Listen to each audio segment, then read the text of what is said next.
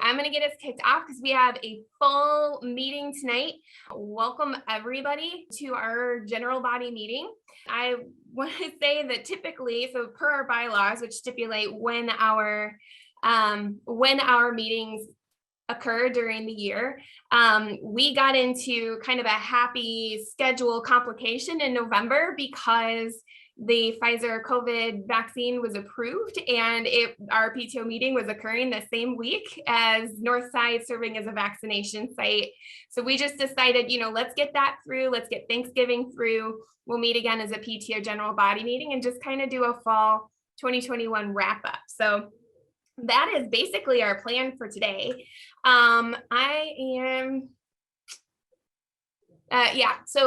Let's just talk through kind of where we're going tonight. I'm going to kind of keep things moving. We've got Scylla's going to start off with just an update from her, but I'm going to go through some PTO business, but I'm going to kind of keep it quick and snappy so that we can transition over to our guest speaker for this evening. So Dana Minogue is speaking with us tonight about Middleton Cross Plains School District Proud. We're very happy to have her. And then we'll leave time for questions and answers session. And I think mostly I am committed as I can to making sure that we adjourn at 7:30, because if there's one thing everyone in this group has in common is that we have young children and bedtime is real. So anyway, okay, so without further ado, I'm going to stop sharing so that Scylla can share hers. Okay. Hi, everybody. Yes, and the teachers of young children also go to sleep early. So thank you for that. It's good to see you all. Let me get my screen sharing. Can you see that? Let me just put it in present mode. Okay. Let's see. It's good to be with you all, and I just wanted to share a few highlights of our first trimester together. So first, more than anything, we've just had a great start to our school year, and it's been amazing getting to know all of you and your kids and our Northside staff. I'm really proud of the work that we've done this year. So, and so thrilled that for the most part, with of course, following COVID protocols and all of those things, we've been able to make the school year feel pretty like a new normal, but still a normal for our kids. And so we're grateful to all of you. I wanted to just welcome a few folks that may be here from Middleton, from our district with us. So Dr. Minogue, Dana Minogue is our superintendent. Bob Hesselbein might be here, school board president. I definitely saw Sheila Hibner, also a board member here, and Shannon Valladolid is our Director of Information and Public Relations. She may be popping in if you recognize that name. And then Becca Bailey is also our Public Relations Specialist. So welcome to all of you. So here are just a few pictures kind of highlighting the start to our year. We loved being a part of the homecoming parade. Here's Dr. Minogue visiting Northside. Our staff decorated pumpkins for Gilda's place during one of our PD days. That was super exciting. We've just had a lot of great learning and a lot of amazing times already this year. So here are a few more pictures highlighting some things. You can see we have a bunch of volunteers from our Read On event. Every student got a new book in our whole school thanks to our PTO. Super exciting. We had turkey bingo. Our older students got to pair with our younger students to play bingo, and that was really exciting. And we've just had a really great time just doing all kinds of fun things in addition to all of the learning that is still happening every day. I'm really proud of the routines and all the things that are, and all the learning that's taking place every day. We know kids thrive on the routine and know when they know what's expected. And so that's really what's been happening in these last weeks as we lead up to winter break. Though, as Debbie said, kids are starting to get, many very excited and some also nervous about missing school and some of the routines and structure that they're used to. So one thing that your kids may have told you about is we have been learning about empathy. That's our, it's our second step, which is our social emotional curriculum, and our whole school has just finished kind of our second unit in second step around empathy. And so on Mondays, I do Monday morning announcements on a video that kids watch, and we have dolphins up around the school to challenge kids to show empathy to others. That's what we did last week. So things like asking someone to play or helping clean up outside, things like that around our school. And now this week, if you haven't heard from your kids, we have our classroom empathy challenge. So each classroom is choosing something that, and some are sharing, and others, it's kind of a secret of what they're doing to show empathy and kindness to others in our school community. And just kids have really taken this on in very exciting ways. One classroom you can see up here, there's kind of a kindness collection where kids have brainstormed different ideas of ways they can show empathy and kindness, and then going out and doing it. It's pretty exciting. So on this coming Monday, so the 20th, we have grade level assemblies where we're going to talk and celebrate the empathy we've shown and share some different ways we've done that throughout our school. And we also have 2 spirit days. So stay tuned. You heard it here first. You'll learn more information, very low, not anything you need to prepare for at home, but 2 spirit days coming up on Monday and Tuesday.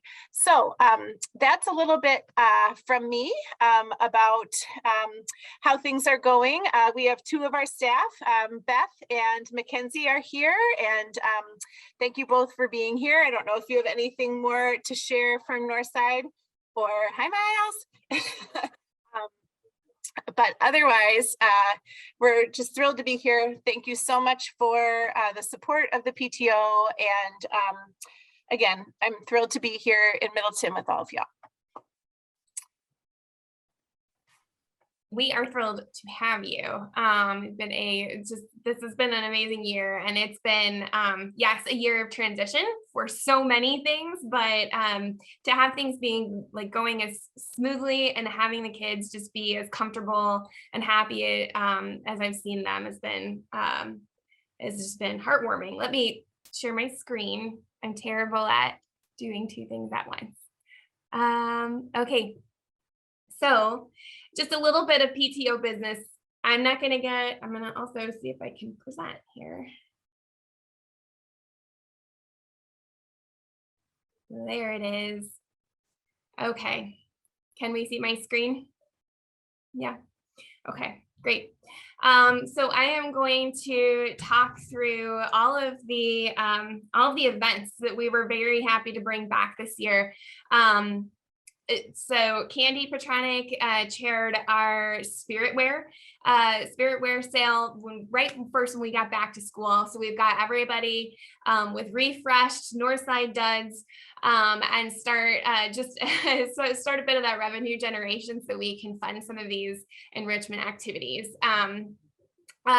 We also had, is not pictured, but we had a Danelle Robinette start up Dolphin Dash again this year. And so for those who aren't as familiar with Dolphin Dash, that is our Wednesday lunch recess, let's play some music, and kiddos can choose whether or not to run for fun. And if they want to run laps at recess, they can earn a little plastic token.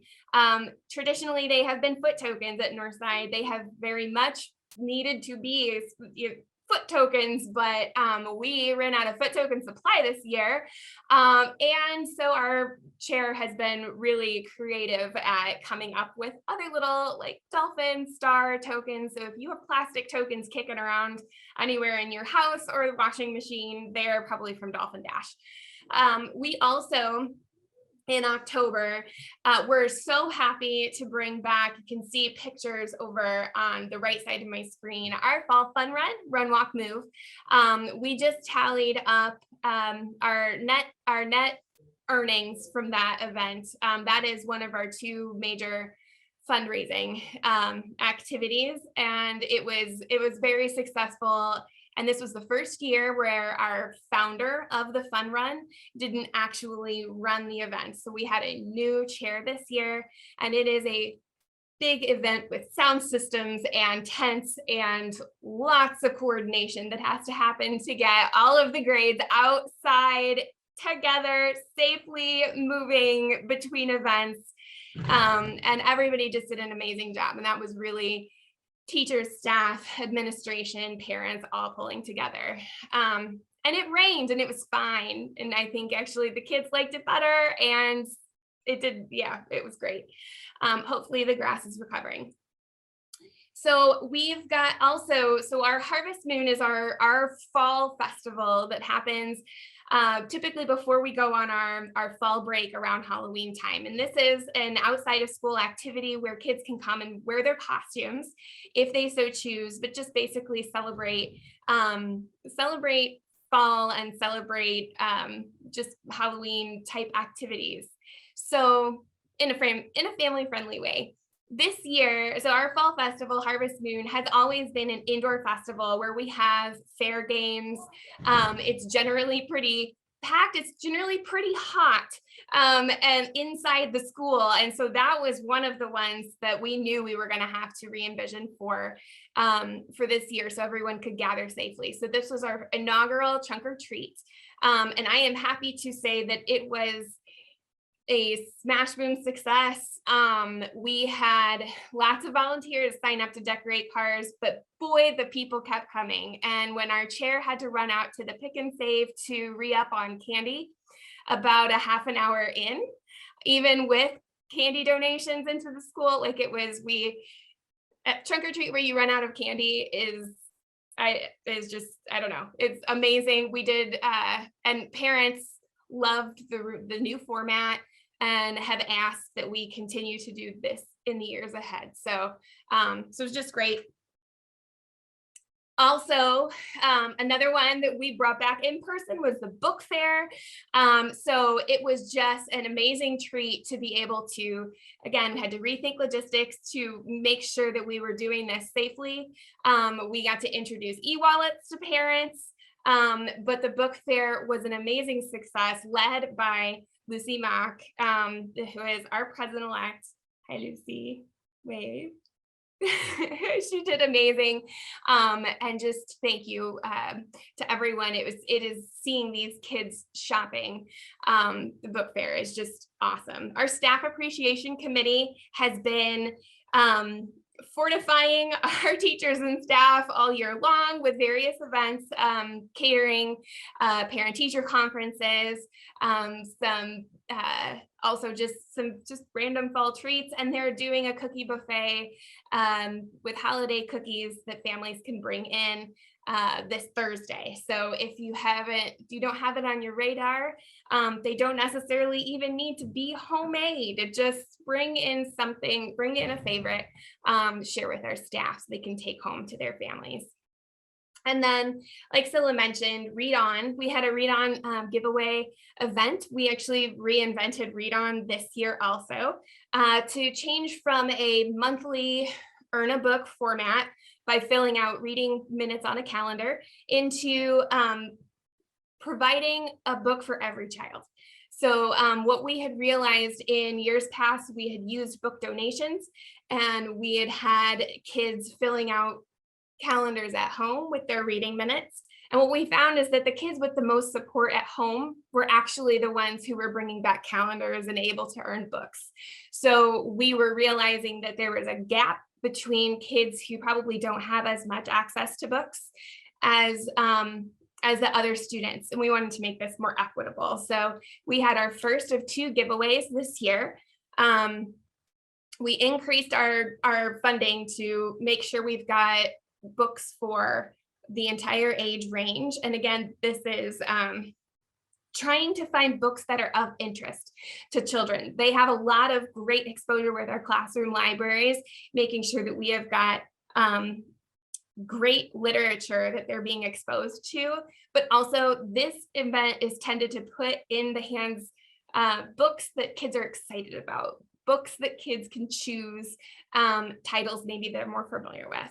So that is our fall. So far, our cookie buffet will be our last PTO event of the season, and then we're into spring planning. So that is all from me. So I am going to hand it over to Dana. Let me stop sharing my screen. Thanks, Debbie. Good evening, everyone. Really appreciate the opportunity to be with you tonight. I am spending some time this fall and early winter visiting with every PTO and giving a presentation, just kind of an update about things that are happening at the district level. As Debbie said, would welcome certainly comments and questions after the presentation. But before I start sharing my screen, I would just want to say a few things about the staff at Northside. So it's really awesome to hear from a parent's perspective. And I'm a parent in the district too. My daughter is a senior this year. And don't blink.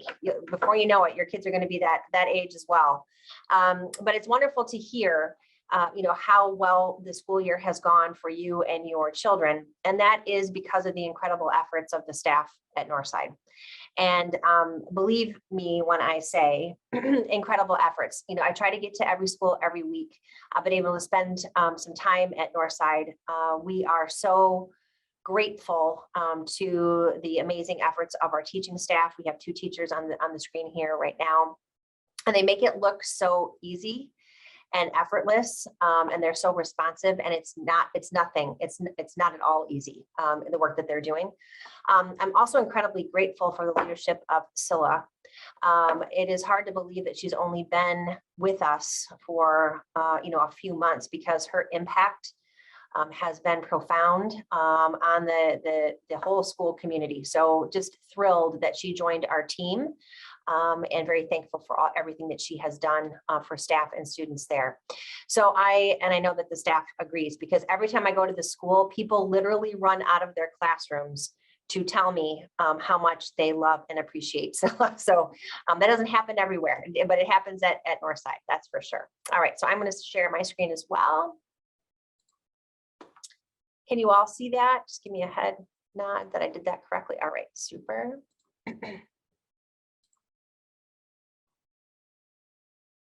All right. So as you've all been mentioning, we too are just thrilled that we are all back together this school year, and that our staff are in our schools with your children, doing what they love and doing what they do best. This year we have 11 schools within which we're serving just a little shy of 7,400 students. We're also one of the community's largest employers, and we employ at present 1,276 staff. This slide shows you our current student demographic breakdown. We are a beautifully diverse community, and we believe that diversity is absolutely a strength and a hallmark of the Middleton Cross Plains area school system. Every year, these numbers change and ebb and flow. Certainly, 10 years ago, our demographics look really, really different. We have families who are coming to us from so many different countries, speaking so many different languages. The richness in the culture in all of our school buildings is just amazing. Also, about 20% of our students district-wide qualify to receive free or reduced price lunch. We are led by a 9-member school board. There has probably never been a more challenging time to be on a board providing leadership than during a pandemic. And these 9 individuals, 2 of whom are with us tonight, Sheila and Annette, continue to give us amazing direction. The time that they put into their board work is really incredible. And we appreciate everything that they do for us and for our greater community. We work very closely with our board to put forward a strategic vision for the district. And I just want to touch on a few pieces here. Last year, we created what we call a portrait of a graduate, and we got feedback from about 3,000 community members about sort of the dispositions that they value the most in our graduates. And so we took all of that feedback and we crystallized that down into these 6 competencies. And we really believe that if we're successful in instilling these competencies in all of our kids, that whatever life path they choose when they graduate, whether that be service or the world of work or a technical school, or a 4-year college degree, they're going to be successful. So we want our kids to be academically oriented in their mindset, to be competent communicators. We want them to be collaborative, critical thinkers, compassionate. I love that empathy challenge that you're doing at Northside. And we want them to be culturally competent. We have 3 main goals that guide the work of our system, and I think they really communicate very effectively who we are and what we're about. In all of our schools, we want kids, no matter who they are, where they come from, we want them to feel a serious sense of belonging. We want them to thrive in those communities. We love our staff. We want our staff to feel empowered and supported. And I know that Scylla and team are doing a wonderful job there at Northside with respect to that. And we also want you, our families, and our community to value and trust the work that we're doing with and for students. Just want to highlight 2 of our goals that really guide a lot of the work at the district and building levels. As you are likely well aware, we are facing an educator shortage across the nation. We are facing an educator shortage in the state of Wisconsin and certainly here in Dane County. And we also know the power of a loving, brilliant classroom teacher in every single classroom. And so we spend a lot of our time focusing on how we are going to retain the amazing people that work in our system, and also how are we going to every single year attract new people to come and work for us.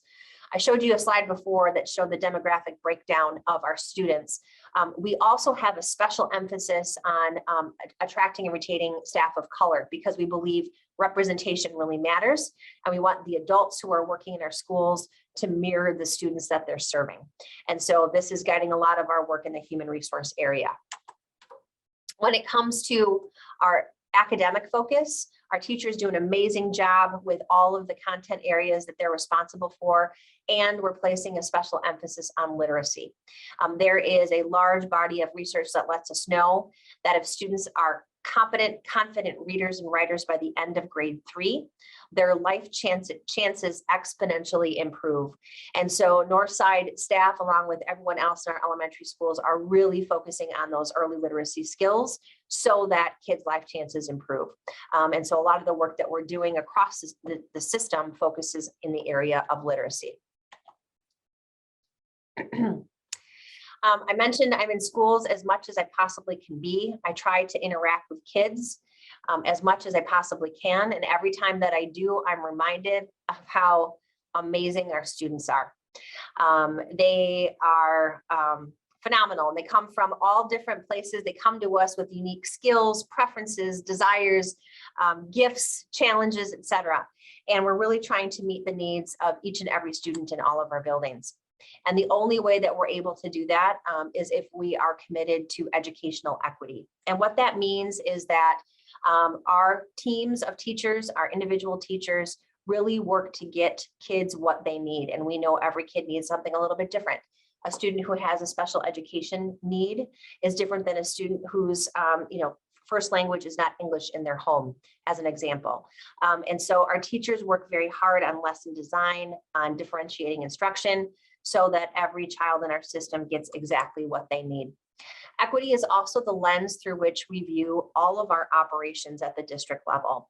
When it comes to the resources that we provide to our buildings, every building community is a little bit unique. And so the resources that each school needs is different. and that goes with staffing as well. We staff every building a little bit different according to student need. We spend a good amount of energy and time looking at our curriculum and revising and renewing our curriculum. Most recently, we've been focusing in the area of social studies, and that work has centered first at the high school level. So all 9th grade students this year, all of them are taking the same newly designed 9th grade history course called Land, People, and Power that was built to teach an accurate representation of U.S. history through multiple perspectives. That's one example of the work in curriculum, and equity has definitely been a driver in that. Looking at all of you here tonight, giving of your time. It was funny, I was kind of chuckling to myself when you talked about bedtime being real. My kids are 19 and 17, and I absolutely still have the scars, I think, to prove I survived bedtime. But you're so supportive.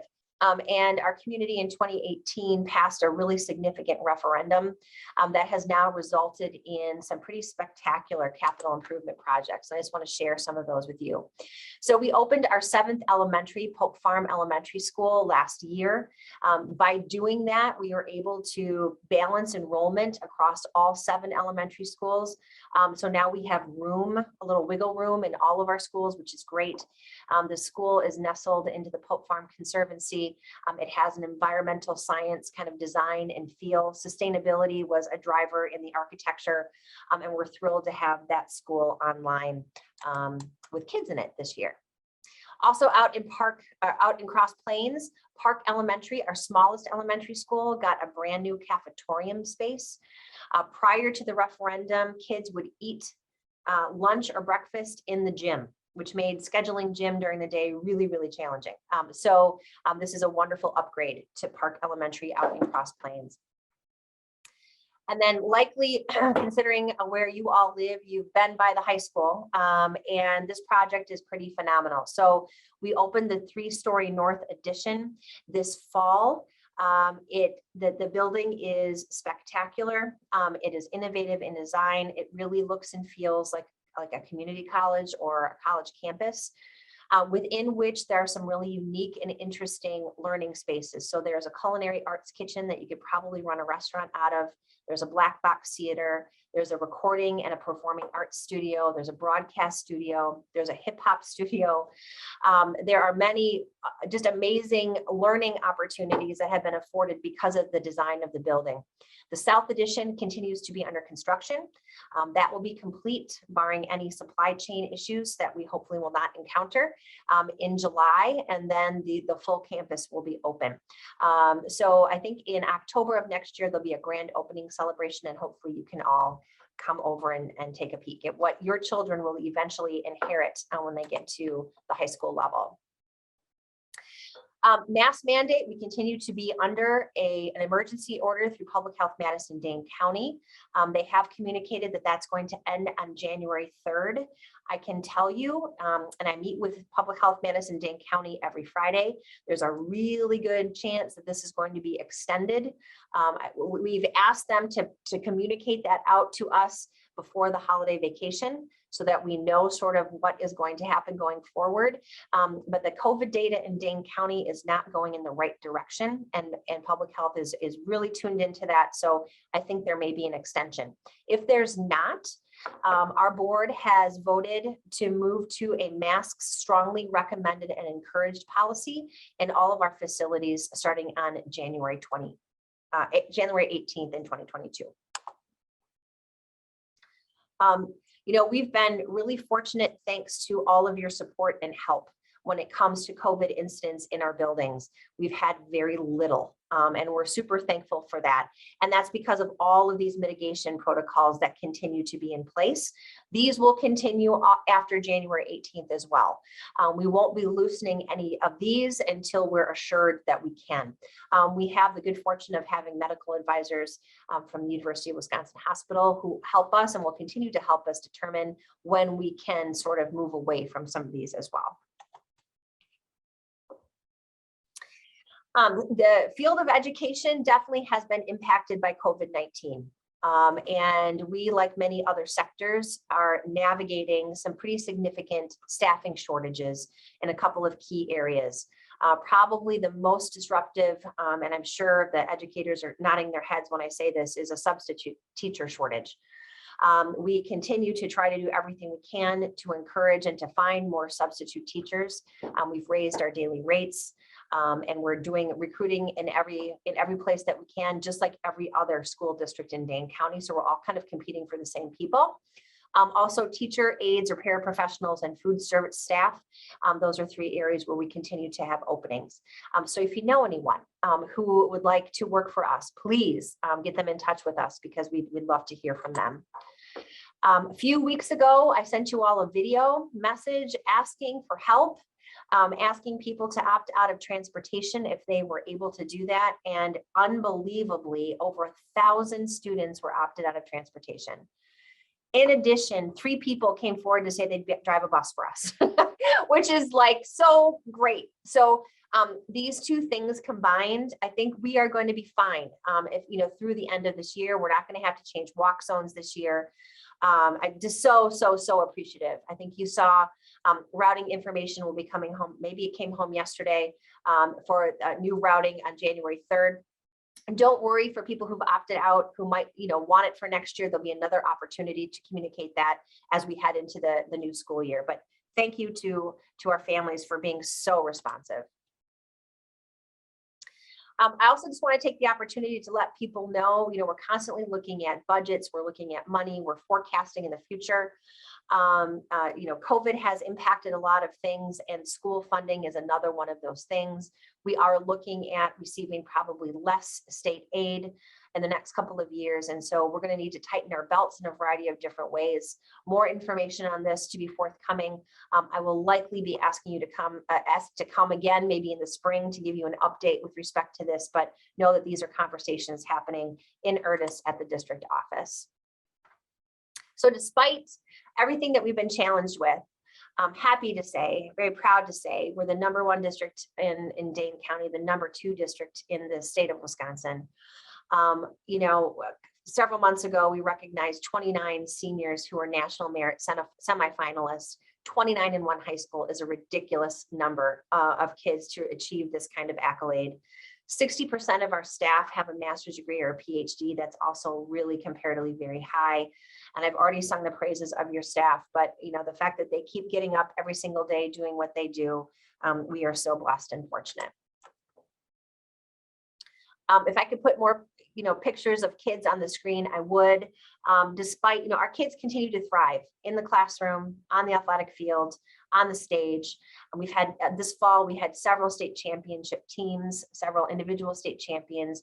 Our marching band took second in the state competition, got the highest score in school history, which just, again, these kinds of things are just another illustrations of how everyone's pulling together and supporting one another as we continue to thrive and survive during the pandemic. So had I been in person, I would have handed you a really pretty postcard with a bunch of information and a QR code on it.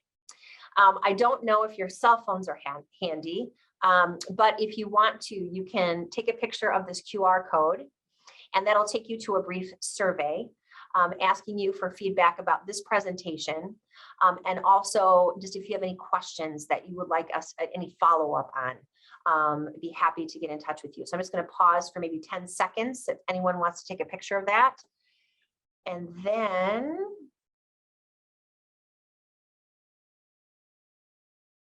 thanks for that.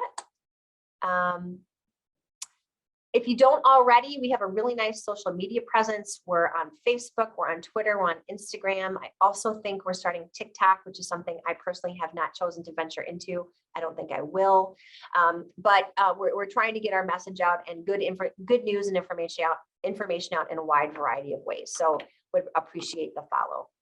So with that, I'm going to stop my sharing. And I would welcome any comments or feedback about the presentation or about anything else that might be on your mind.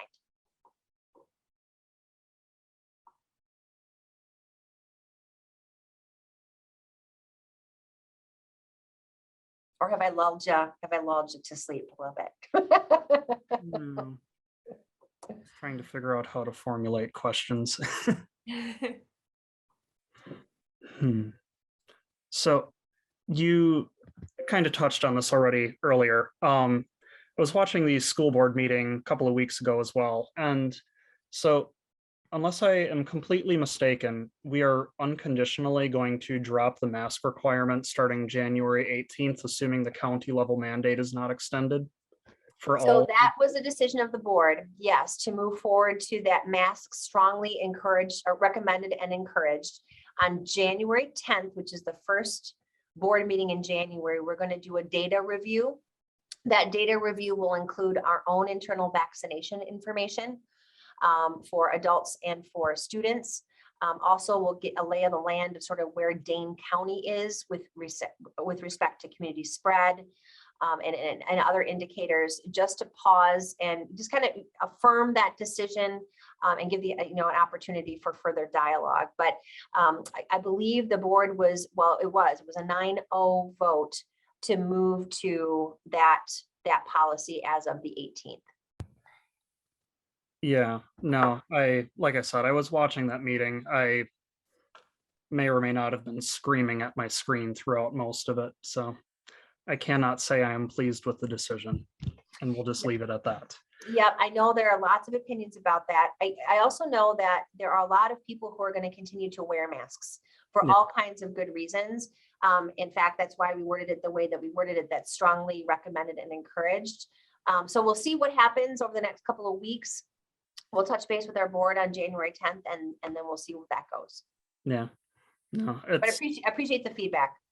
yeah, no, I mean, we will definitely have to see where the numbers go as far as, I mean, we've all been watching how quickly the Omicron variant's been spreading. So Right. I will, at this point, I will just hit the mute button again. I've said my piece. Okay, appreciate that. And if you ever want a one-on-one conversation, I'm more than happy. That, we may take you up on that. Okay.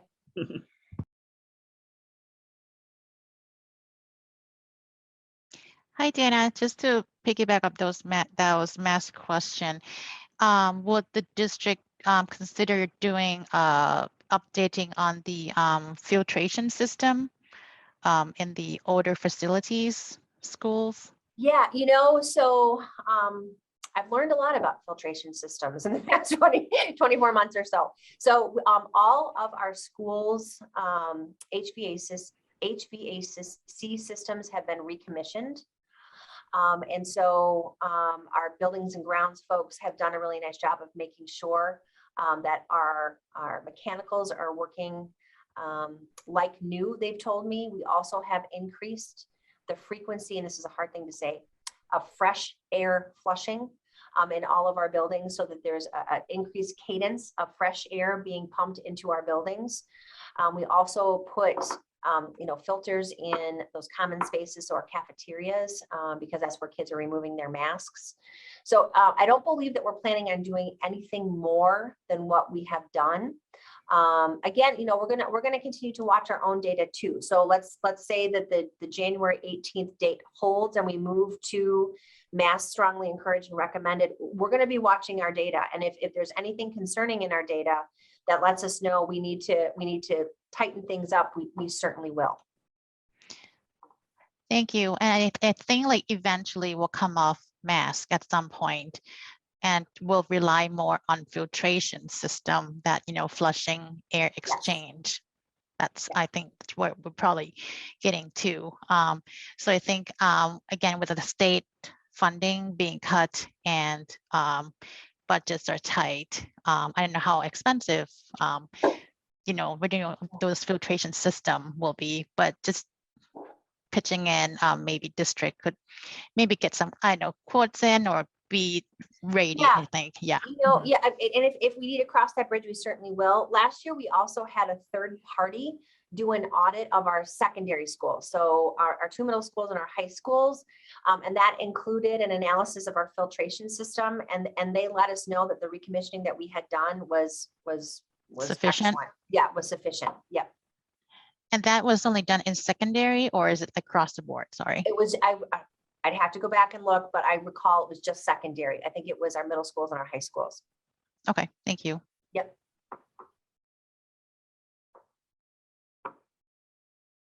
Well, again, I appreciate the opportunity to be here. If you ever want to connect one-on-one, please shoot me an email, give me a phone call. I'm more than happy to sit down with you and talk with you about anything that you would like to discuss. So happy holidays to you and yours. And again, appreciate the time. Thanks, Dana. I just wanted to say, sorry, I didn't introduce you, Annette. I didn't see you there. But thank you, Annette and Sheila, for joining us. And really, we feel and see the support of Dana and others from our district leadership team who are in our building often and who are looking for honest feedback from all of us. So I really appreciate the support and the leadership of both our school board and Dr. Minogue. And just as Dr. Minogue said, we here at Northside are here if you need anything. Stop by, quick conversation, set up an appointment, any of that. We again really appreciate the support from all of you and from our PTO community. So happy holidays as well from all of us at Northside. Awesome. And just a thanks from me for everybody coming out. I know that it is a very busy time of year, but I am very glad for a chance to connect with this community before we part ways for the holidays. If you have any questions, comments, feedback for the PTO board in terms of events that we have already had or things that you would like to see coming in spring, or just ideas that you have for the way things could be better, or that's feedback. We know it. It's getting late. Sorry, I'm losing my words, but you can email us at board@northsidepto.com, and that will reach all of our board members, and we'll follow up with you. So thanks, everyone. Have a great evening.